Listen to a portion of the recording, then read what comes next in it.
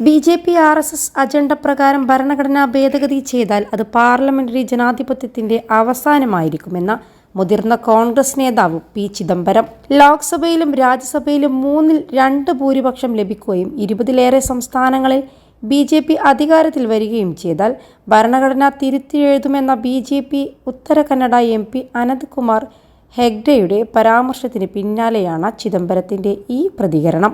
ഭരണഘടനയെ തിരുത്തിയെഴുതുക എന്ന BJPയുടെ ഉദ്ദേശം രഹസ്യമായിരുന്നില്ല. നിരവധി BJP നേതാക്കൾ അവരുടെ പ്രാദേശിക ഭാഷകളിൽ ഇന്ത്യ ഒരു ഹിന്ദു രാജ്യമായിരിക്കണമെന്നും ഹിന്ദി രാജ്യത്തിൻ്റെ ഏക ഔദ്യോഗിക ഭാഷയായിരിക്കണമെന്നും സംസ്ഥാന സർക്കാരുകളിൽ പൂർണ്ണ അധികാരം കേന്ദ്ര സർക്കാരിനുണ്ടാകണമെന്നും പലതവണ ആവർത്തിച്ചു പറഞ്ഞിട്ടുണ്ട് എന്ന എക്സിൽ പങ്കുവെച്ച കുറിപ്പിൽ ചിദംബരം പറഞ്ഞു. ചില സമയങ്ങളിൽ അനന്തകുമാർ ഹെഗ്ഡെയെപ്പോലുള്ള നേതാക്കൾ ഇത്തരം രഹസ്യവിവരങ്ങൾ വെളിപ്പെടുത്തും, പിന്നാലെ അവ നിഷേധിക്കുകയും ചെയ്യും. ഇത് കാലപ്പഴക്കമേറിയ തന്ത്രമാണ്. BJPയുടെ ആവശ്യങ്ങൾ നടന്നു കഴിഞ്ഞെന്നും ഭരണഘടനാ ഭേദഗതി എന്ന ആശയം BJP പരിപോഷിപ്പിക്കുന്നതിൽ RSS BJP അണികൾ ആവേശഭരിതരാണെന്നും ചിദംബരം പറഞ്ഞു. +2 ഡിഗ്രി കഴിഞ്ഞവർക്ക് വേൾഡ്സ് ഫസ്റ്റ് AR/VR ക്ലാസ് റൂമിലൂടെ സ്മാർട്ട് ഫോൺ എഞ്ചിനീയർ ആവാം. കൂടുതൽ അറിയാൻ വിളിക്കൂ Bridco and Bridco. RSS BJP agenda അനുസരിച്ച് ഭരണഘടനാ ഭേദഗതി ചെയ്താൽ അത് പാർലമെന്ററി ജനാധിപത്യം, ഫെഡറലിസം, ന്യൂനപക്ഷങ്ങളുടെ അവകാശങ്ങൾ, ഇന്ത്യയിലെ 2 ഔദ്യോഗിക ഭാഷകളിലൊന്നായ ഇംഗ്ലീഷ് എന്നിവയുടെ അന്ത്യം കൂടിയായിരിക്കുമെന്നും അദ്ദേഹം കൂട്ടിച്ചേർത്തു.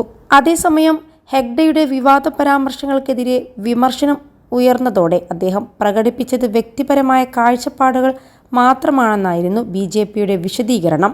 ഹെഗ്ഡെയുടെ വാക്കുകൾ പാർട്ടിയുടെ ആശയത്തെ പ്രതിഫലിക്കുന്നില്ലെന്നും BJP കർണാടക ഘടകം എക്സിൽ കുറിച്ചിരുന്നു. ഉത്തര കന്നഡയിൽ പാർട്ടി പ്രവർത്തകരുടെ യോഗത്തിൽ നടത്തിയ പ്രസംഗത്തിനിടെയായിരുന്നു വിവാദ പരാമർശവുമായി ഹെഗ്ഡെ രംഗത്തെത്തിയത്. BJP 400 സീറ്റുകളിൽ വിജയിക്കാൻ എല്ലാവരും കണിശമായും സഹകരിക്കണം.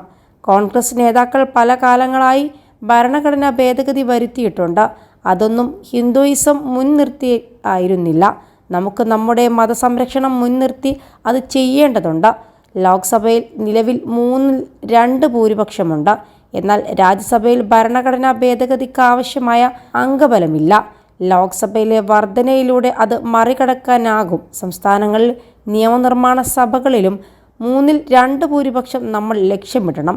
ലോക്സഭയിലും രാജ്യസഭയിലും ഒരുപോലെ മേൽക്കൈ നേടാൻ ഇതിലൂടെ സാധിക്കുമെന്നായിരുന്നു അദ്ദേഹത്തിൻ്റെ പരാമർശം. വരുന്ന ലോക്സഭാ തെരഞ്ഞെടുപ്പിൽ കേരളത്തിലെ 20 സീറ്റുകളിൽ 20ലും UDF വിജയിക്കുമെന്ന് പ്രതിപക്ഷ നേതാവ് VT സതീശൻ. വടകരയിൽ UDF വൻ ഭൂരിപക്ഷത്തിന് വിജയിക്കും. കേരളത്തിൽ ഏതെങ്കിലും സ്ഥാനാർത്ഥി ഇതുപോലെ ചെന്നിറങ്ങിയിട്ടുണ്ടോ? ഷാഫി പറമ്പിലിനെ വടകര ഹൃദയത്തിലേക്ക് ഏറ്റുവാങ്ങുകയായിരുന്നുവെന്ന് അദ്ദേഹം പറഞ്ഞു. ഞങ്ങളുടെ ഒരു കണക്ക് കൂട്ടലുകളും പിഴക്കില്ല. 20ൽ 20 സീറ്റിലും UDF വിജയിക്കും.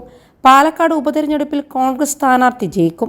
ഷാഫി നേടിയതിൻ്റെ 3 ഇരട്ടി ഭൂരിപക്ഷത്തിൽ കോൺഗ്രസ് സ്ഥാനാർത്ഥി വിജയിക്കും. കോൺഗ്രസ് ഭരണപക്ഷത്ത് ഇരിക്കാനാണ് മത്സരിക്കുന്നത്, പക്ഷേ CPM പ്രതിപക്ഷത്ത് ഇരിക്കാനാണ് മത്സരിക്കുന്നതെന്നും VT സതീശൻ പറഞ്ഞു.